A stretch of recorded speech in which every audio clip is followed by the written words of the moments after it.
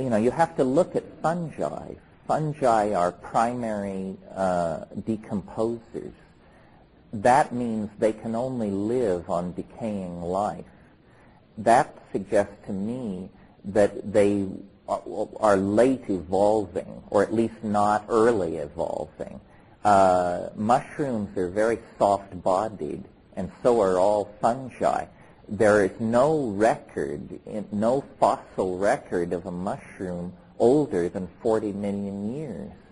Well, that's a tiny fraction of the time life has been on the Earth. Now, when I asked a paleontologist about this, he said, well, they're soft-bodied and they don't fossilize easily.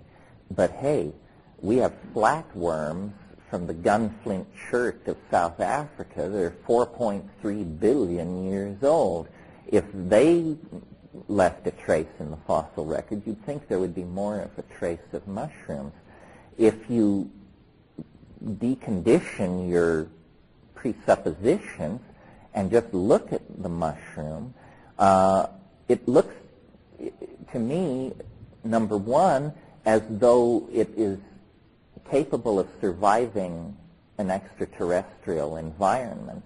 In other words, if you have mushroom spores and you want to store them for long-term longevity, you seek an environment as much like outer space as you can find. You store them in liquid nitrogen at minus 200 degrees, and they will last virtually forever. If you look at the color of Stropharia cubensis spores, that's in the brown-gilled mushroom family, the spores are deep purple, almost black. That's the color you would paint a spacecraft if you wanted to absorb long wave radiation. If you look at the spore, what is it? It's a packet of crystallized DNA. A single mature Stropharia cubensis mushroom, when it's sporulating, will shed up to 3 million spores a minute for up to 2 weeks. 3 million spores a minute for 2 weeks.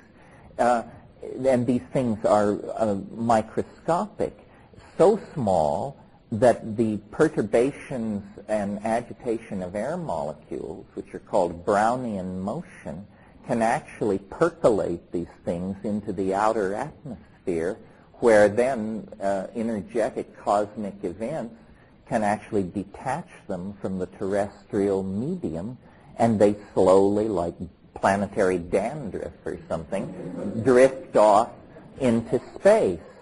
Well, I always, it seems so obvious to me, maybe it's because I live in Hawaii, but the most predictable major revolution in biology that you can imagine is, of course, within a few years it will be realized that the Earth is an island.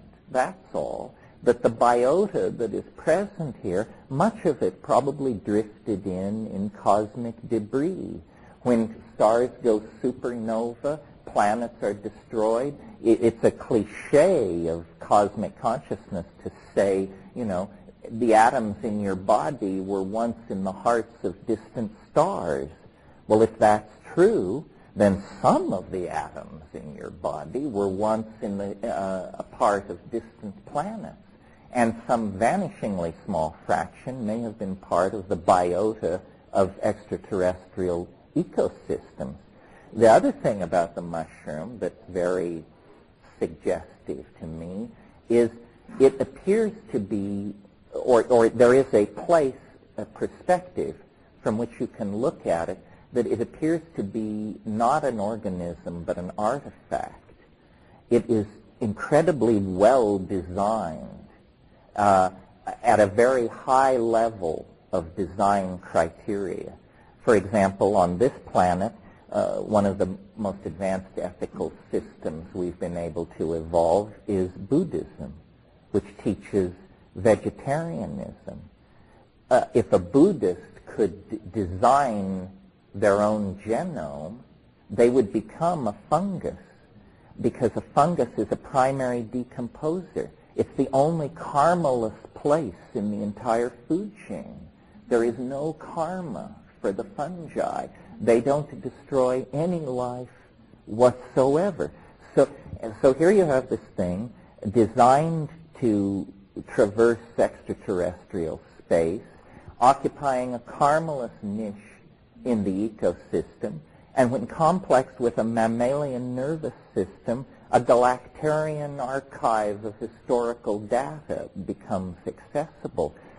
We have only known about DNA since 1950, less than 50 years, and we're already confidently talking about completely redesigning the human genome and so forth and so on. Well, if we pursue along these lines for 500 years, we will look the way we want to look. And, trivially, we may all want to be Keanu Reeves or something, but once the cultural agenda cuts in, if, say, Buddhism took over in the presence of an advanced molecular genetics, then we could design ourselves into a Carmeless niche in the universe. I wish that we could bring, I don't know who it is, but the content of the mushroom experience, which was what launched your question, is so evidently alien and non-human and self-referential to a world we don't know that, to me, it would require a commission and several years of study to decide that this thing is not an extraterrestrial. Our notions of extraterrestrials to this point have been incredibly self-reflexive. Once you have fully in grasp the size of the universe and the amount of time that is available, then the idea that someone would come in a metal ship with an interest in your gross industrial output and a desire to cure cancer is absolutely preposterous. That's such a culture-bound notion. It's like expecting them to arrive with a load of pizzas ready for delivery. The trick is going to be to recognize the extraterrestrial. The very notion alien means unfamiliar. So it's not going to be like we think it is. The real task will be to recognize it. And we have discovered, after only 1,000 years, that toxic metal-based technologies are fatal.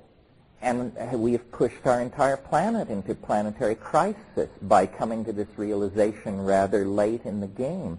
If long-term survival is the name of the game for intelligent life in the universe, then the way we're doing it is not the way to do it.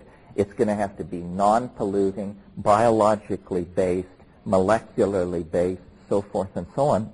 And as you run down the list, the mushroom begins to look more and more like the real thing. And then, of course, the content of the experience is so different from other psychedelics and so other-oriented that I am puzzled that we've been at this now nearly 30 years and we still don't have a consensus. I don't know what it is. Is it that when you take the mushroom, you lose all ability to then operate in the world of straight judgments and understanding? It's very puzzling. But I think probably the biota of the Earth is riddled with extraterrestrial genes, if not organisms, and possibly intelligences.